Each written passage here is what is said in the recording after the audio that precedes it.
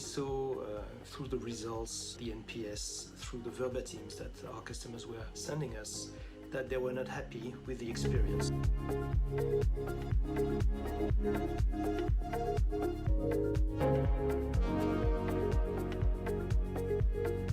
It was really impressive and the feedback very, very positive. The translation into customer satisfaction was that we saw the NPS, so the Net Promoter Score, multiplied by 8 on the customers using the service. So clearly, very good results. And it's one of the main factors that a customer with the Swedish Employment Service wants to get sorted out from the very beginning is of course hugely valuable. It creates a safety net for them, it creates an ease of mind, and it means that they can put more focus on actually looking for new employment rather than having to struggle with the administrative processes of getting their insurance sorted out.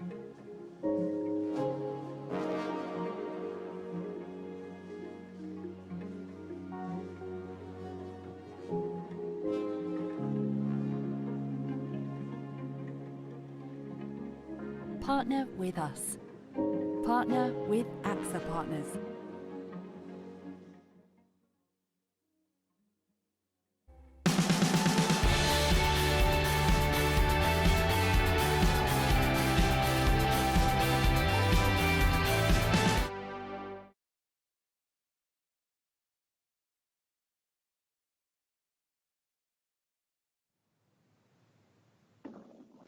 Hello, everybody. We are very happy to have you with us on this edition of AXA Live Innovation Talk, which is always dedicated to key innovation topics with prominent leaders, entrepreneurs, and experts. You can still watch previous episodes on replays on YouTube. During the session, do not hesitate to ask your questions on social media, YouTube, LinkedIn, or Twitter. Today's topic is really important. How can innovation help to improve customer experience and drive the customer journey? For us at AXA, this topic is very key because it's one of our pillars of our strategic plan, Driving Progress 2023. And today I want to go deeper in this question, and I have the pleasure to welcome first Susan Acton, the CEO of ING Digital Bank Insurance Partnership. Susan joined ING in 2017. Since then, has established in the ING insurance strategy and global platform business with over 200 FTE, spanning 5 markets, and having launched over 17 products in 2 years with AXA. Her career has involved 20 years bold consultancy and client-side leadership in business innovation, turnaround solution for new and established brands. Thanks for being here, Suzanne. Thank you for inviting. Welcome. Then we have Florent Gayot, co-founder and partner at Astroya .vc, a European seed insurance, and launched in October 2017. Florent has been investing in tech startups for around 50 years, including New Fund, a tech VC based in Paris, and AXA Ventures, a VC fund investing at European insurance startups. He regularly writes and tweets about insurtech, artificial intelligence, and startups. Great to have you here, Florian. Thanks for having me. Then we have Yves Masson, Managing Director at AXA ING Partnership. Yves has held different businesses in functional roles during the phases of the constitution of AXA Group. And in the recent years, he has been the CEO of the emergency assistance business worldwide of the AXA Direct insurance companies in France and in the UK. Thanks for being here, Yves. Happy to be there, Antimo. Good afternoon to everyone. Good afternoon. So let's start with the first interesting questions that it's for all of you. And the question is very important. What has been the most inspiring and relevant innovation in customer experience in your eyes? Starting with Susan, then Florian, and then Yves. So, interesting question, right? Because you have two things together. You have innovation and you have relevance. And I think there are some pretty exciting, innovative ideas out there, but they don't necessarily get mass attraction because they aren't sufficiently relevant. So I'm going to just talk about a couple that I think have really hit the nail on the head. So you can either get end-to-end enormous extension of relevance, and that could be the equivalent to Uber, right? Which really not only changed mobility, but the driving experience and how they actually set up a whole new model, business model. So is Gojek. What I think is really amazing with Gojek in Indonesia is they expanded, like actually Uber did, to Go Shop, Go Food, and actually they've been hit a bit by the COVID, but ultimately they not only changed the whole customer experience, but the ecosystem changed in the background. For me, I'm a mum, so as a busy working mum, what's super relevant for me is, does any innovation bring a pain point relief? So in answering this question, the things that bring me joy, speed, my family joy, and speed and calm in the house are things like Uber that I can quickly get in a taxi, order my groceries, get my takeaway. But it's also things like Amazon, where I can quickly do my shopping and receive overnight, but I'm also doing my Prime TV media with the children. So I think what brands need to think about and where they're successful is when they facilitate multiple of pain points in one zone, and that really gets traction. That's when you land as an app on the first page and you don't leave. I also like brands like Zappos, who have just really specialized in how they do shopping experience, but even things like Apple Pay that allows me to walk out with only my own mobile phone and not having to take my bag anymore. So back to the question of innovation and relevance, I think for me, they're the top list, as is Dr. Liv, which is something very prominent in France, that I can aggregate all my medical needs.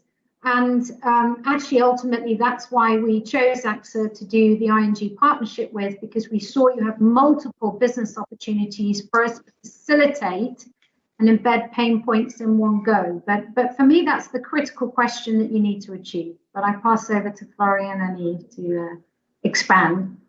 Yeah, thanks, Suzanne. And on my side, I would highlight transparent payment, because I think that it's a detail of the customer journey. At the beginning, at least, we say, okay, it's just one very tiny part. That's the end of the customer journey. But what is very interesting here is that by transforming the payment and making it transparent. So it started, by the way, with Amazon with the one click. So it started with moving from having to fill information, register your card and so on, to just click on one button, to definitely transparent at Uber and any kind of application, Deliveroo as well. It's a transparent payment now. And it has a huge impact on how people behave, because there it enabled the mobile payment. It made the credit card disappear from the process itself. So from a very tiny part of the customer journey, something that could seem a detail has a huge impact on the user experience, and by the way, on a huge industry, because that's a huge impact and a huge revamp and a huge, I would say, disruption of the payment industry, which was supposed, and you know it better than I do, to generate a lot of revenue for banks. So it has an impact even the payment, even beyond the payment itself. Mm-hmm. Thanks a lot, Florian. And Yves. Yeah, so for me, the example that I would choose is the possibility that you have today as a customer to go and pick up your rental car directly with your mobile phone in the parking of the airport, rather than have to go in the rental car agency and queue. I find this relevant because, you know, when you've just been traveling by plane, which hopefully you will be able to do again soon, what you want to do is to continue with your journey as quickly as possible. So for a customer, it's fantastic. As a member an organization, I think it's inspiring because our natural tendency would be to try to improve the existing process. So what can we do with the queue in the rental agency? Can we create a premium desk for premium customers? Whereas you can see that with technology, we completely remove everything and just create a fantastic experience for the customer. So I think it's in that direction, that we're constantly trying to work with ING and with Suzanne in the services that we provide to really make the experience simple and seamless. Thanks a lot. Very interesting topics that you have mentioned. Now I would go a little bit back to you, Yves, with another question. How do you build the customer journey? How much influence do customers really have? So in this joint partnership that we've set up with ING, we have set up a unique, joint, co-located, fully dedicated team that works only on building value propositions for customers. We have set ourselves a very strict discipline where we always start from customer pain points to build the customer journeys so that processes are here to serve the customer journeys and not the opposite. And there's also a very important element in the partnership that we've set up is the unique API architecture that we use and which enable us to connect the customer journeys that we build with all the policy management and claims management activities that happen in the background, so that what customers really see is the UX, the user experience that we provide to them in the easiest and simplest possible way. I fully agree, Yves. Thanks a lot. Now, Florian, how can we improve the customer journey? What are the current pain points and how can we address them? Yeah, very good question. And I would start with the pain point, or at least the major pain point that I think is the one in insurance, which is around education. What I mean is that usually customers don't understand what they are paying for. They don't even understand how well or not they are covered by their insurance policies. So I think that this is the major pain point, the major challenge in insurance. But very excitingly, I would say technology could help address that pain point and increase and improve the customer experience. I would say around 3 points here. So the first one, and back to what I mentioned before around transparency or transparent payment, it could be around embedded insurance, meaning having the right product at the right moment through the right channel, meaning when you're purchasing a good or even an experience, you can insure yourself against something goes wrong, and it's easiest to get the value even in terms of money, because you know how much you're spending, a few €1,000 on your e-bikes. And you know that for a few euros, you can cover that bike against any accident, any damage, any theft, and so on. So that's the first option. The other option, and I believe it's a key challenge, is to try to smoothen the onboarding process, trying to reduce the number of questions that insurance companies are asking to their final customer. So it's much more for direct distribution. And the last point, which is quite enthusiastic, is around how to augment employees. So that's the augmented insurer. So how technology could help insurance player better understand and better address the final customer need. So I really think that here technology could be helpful as well. So 3 parts where technology, either in direct or indirect distribution, could help address that education challenge. Very interesting. Thanks a lot, Florian. There are some questions coming from the chat and by Celeste. And I would start with you, Suzanne. Is it realistic to believe companies will actually take more customer-centric decisions thanks to what new digital solutions offer? I honestly think that they won't have a choice. I think if you don't seriously put the customer in the center of your business, and reflect that in how you're going to work, then over time you'll be obsolete. And customers are becoming innately aware that they can vote with their purchase power. And the tech companies have changed the customer's literal ability to consume journeys subconsciously. And they just then choose the simplest, most facilitating business that helps them answer their needs. And the more that large industries that have been able to stay stagnant don't address this, the sooner they will find some radical changes in their industry brought by other tech companies. So from my perspective, it starts at the top. I think we should have far more innovative customer leadership on board level. And we've got to deal with our legacy systems, because ultimately we end up, or businesses tend to take offline journeys and make it online, and that's not the answer. So technology helps us facilitate this. It's not easy. It's a very brave and daring world when you put the customer in the center. But I think people need to change their organizations, and they need to change how they work to survive and become future-proof. Very interesting. Another question also for the chat for you, Florian. Concretely, what are ways to personalize the product? Is that the actual key? Is that the actual key to innovations? What do you see? Yes, I think it raised a very interesting a question and challenging question for incumbents, by the way, around data. Because one funny thing is that usually insurance players say insurance is all about data. But if you have a look at the data an insurance company owns about its customer, it's quite limited. First, it's usually declarative. Obviously, they have the contract data.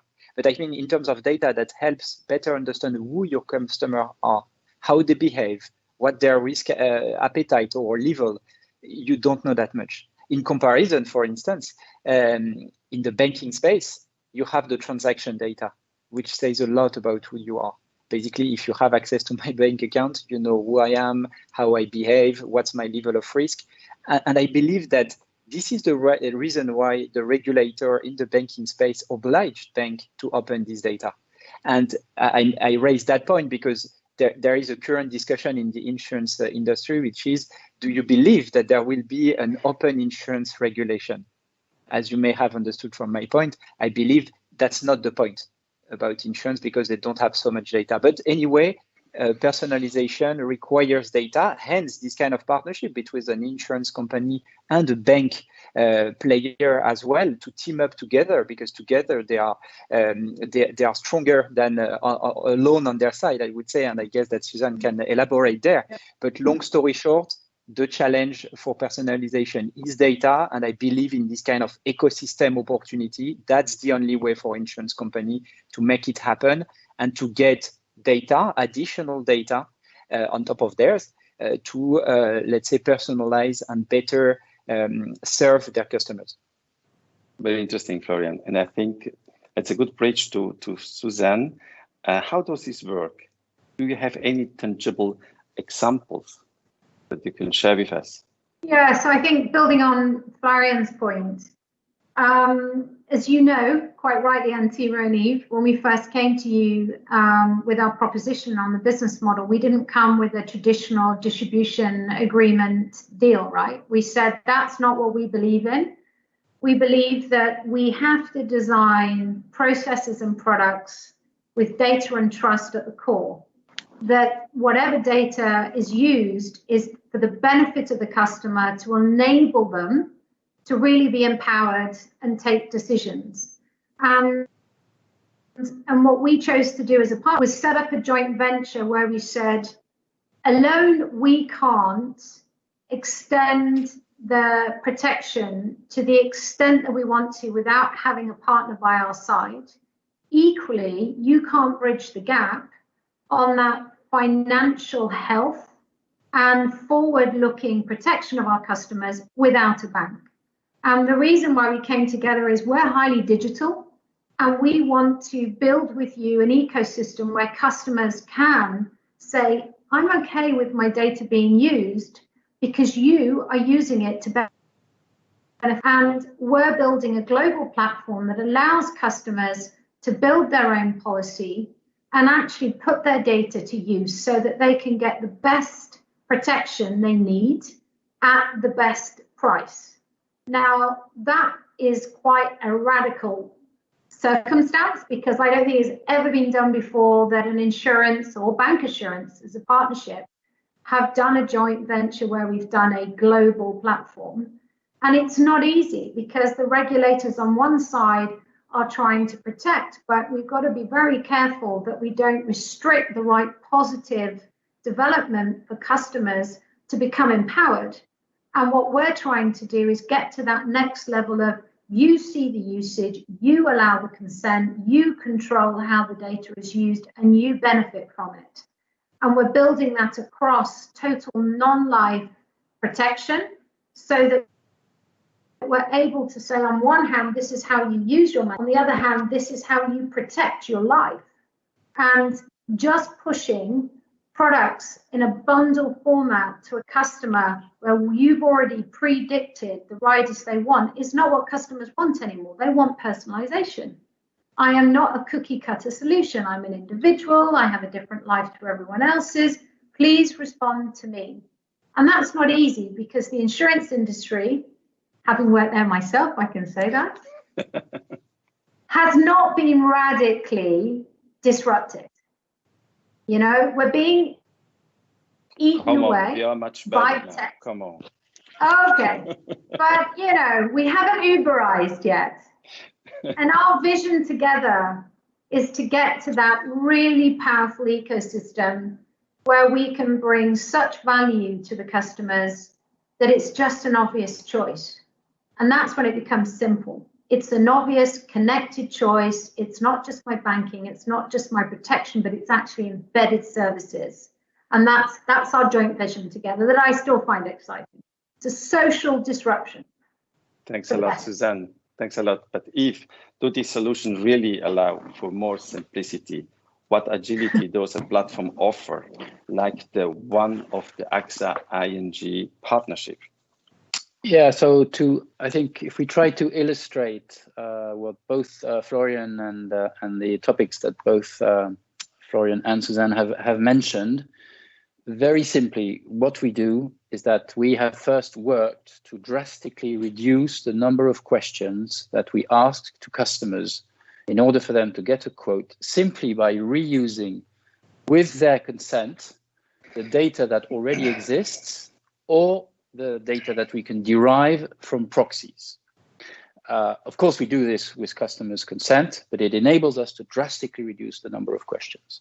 Second point is that using this data, we also put together the appropriate mix of covers that we think is adequate for the customer's needs. And then they have the choice either to buy in a few clicks for those that are happy with the version of the product that we have proposed, or to go deeper in the journey and make the adjustments that they want through a series of very simple toggles and buttons in the journey. So I think in this way, we've been able to really make a clever use of the data so that it's simple for customers to get a quote.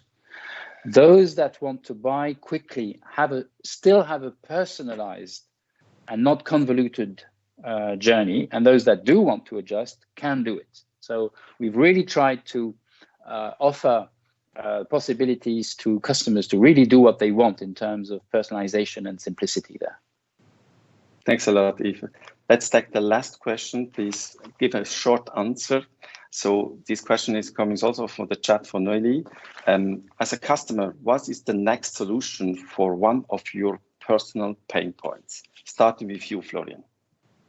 Yeah, I would mention again around data, having all my public data in one place, because here in France you have to fill again for taxis, exactly the same information for public health coverage, exactly the same for my company registration, and so on and so on.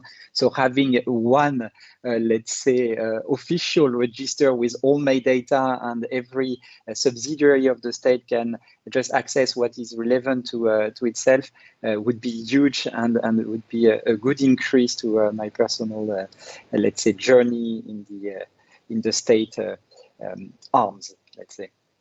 Thanks, Florian. And for you, Yves? For me, very simply, and on a sustainable approach, I would really like to see the delivery of grocery that supermarkets can do extended to local shops, so that you can get on a daily basis the fresh products that your local shops can sell, even if you cannot go there and do the shopping. And I think it would help, shorten the delivery cycle and help all the small local shops. And I think this is happening progressively as these sites are many organizations are now offering this possibility to local shops. And for you, Suzanne? Well, I have two quick responses. Personally, I want to see more sustainability in my local ecosystem. And I don't want it to be a gratuitous one-off. I think we've got to become far more aware of the total end-to-end environment and how people want to live. And when I purchase things, I want to know a percentage of my purchase is able to go back to either that environment, that local community, to become sustainable, as well as the global world, because I think we're not moving fast enough in this initiative, and it's something that I feel quite strongly we need to bring to the next level in our partnership as well. So that's an opportunity there. But back to Florian's point, as a mum, right? I honestly think there's too much disparity between how you run your finances, your administration, and your documentation. And I think we're getting to the level now where, let's face it, the data's out there anyway. So please put it in a controlled environment that helps me facilitate my life in an easier format. Because the fact that you have to redo this is so time consuming, but also it doesn't help me in urgent moments of need. And I think, we need to get between sustainability and also facilitation, not just on a very basic level of consumerism, but in a deeper, profound way of living. Do you believe in a world that is moving more into ecosystems, marketplace, and partnership to better understand customer pain points? Absolutely. I think there's no other road ahead. And that means moving from 100 touch points down to the most relevant 5 to 10 touch points. I think that individual providers are foolhardy if they feel they can do all this embedding and meeting the pain points in one go. They need partnerships. They need to connect and join forces. So for me, it's the sooner we get to an open architecture where we bring down our resilience, we open up our innovation and our partnership streams, the easier it will be to move into very effective and relevant ecosystems and marketplaces. And you only have to look around you when you see Amazon, you see all the other ecosystems that are doing it. They're a proof point that will not go backwards now. It's only the forward trend, in my opinion. Thanks a lot, Suzanne. I fully agree. Yves, how can different organizations ensure they have the voice of the customer fully embedded in the product development journey? How can their voice be heard on a regular basis? So, of course, like all organizations, I think must use the NPS performance scores and FIFO type measures to check on a constant basis the customer's opinion on their value proposition. I think beyond that, what we are doing is monitoring very carefully, step by step and screen by screen, the digital funnel for each process so that we get a very clear and precise understanding of where customers drop off, where they stay stuck, so that we can adjust this on a permanent basis at each release of the version of the app. I also think that it's very important to do this in a segmented way, so that it's not a one-size-fits-all approach. It's really understanding which part of the journey needs to be adjusted for which types of customer. And more, I believe the answer will be in, of course, monitoring very closely customer satisfaction, but doing it in a very, very segmented way. I think this is really key for the future. I couldn't agree more, Yves. Thanks a lot. Florian, what is the next big thing for customer experience? I really believe that the major challenge is to design a mobile-first experience. It might sound a bit bizarre because we've been using mobile for years, but I'm not talking about, let's say, digitizing existing processes or just building an app for building an app. I strongly believe that if you start thinking mobile first, then it has a huge impact on how you engage with the final customer. And for instance, in insurance, we talk a lot about data. You have a lot of data in your smartphone. It's also smoothening the onboarding process. I will take two examples here. In the US, around home insurance, you have Hypo, which is only asking one question to its customer, and then you get the quote. In France, you have Alan around health insurance. They are asking only one question. By the way, it's a funny question. They are not asking when you're born or when you were born, but how old are you? Which is obviously even easiest to answer. So I strongly believe that, again, if you start thinking mobile first, then it has a huge impact on everything. And I really believe that this is now the challenge that insurance companies are facing if they want to attract new customer or keep attracting new customer, which, by the way, are quite young and spending so much time on their smartphone. Thanks a lot. Thanks a lot of all of you for these great insights. I'm glad that we had this conversation about this really important topic. And my takeaway is we should think end to end, should be an inspiring and relevant journey for our customer, should facilitate their life, and should be transparent, should be a fantastic experience, should start for the customer pain point. We should use the data to not ask questions because we know the answer. And I think the new technology will help us to do that. Very great, inspiring discussion. For all the viewers, thank you for tuning in. We will continue this conversation and the full replay we will be as soon as possible on the platform. Make sure to check in for our following episode in AXA Live Innovation Talk. We will continue to focus on important topics. The next month will be on the health. And I will close here. Take care of yourself, and I hope to see you soon. Bye.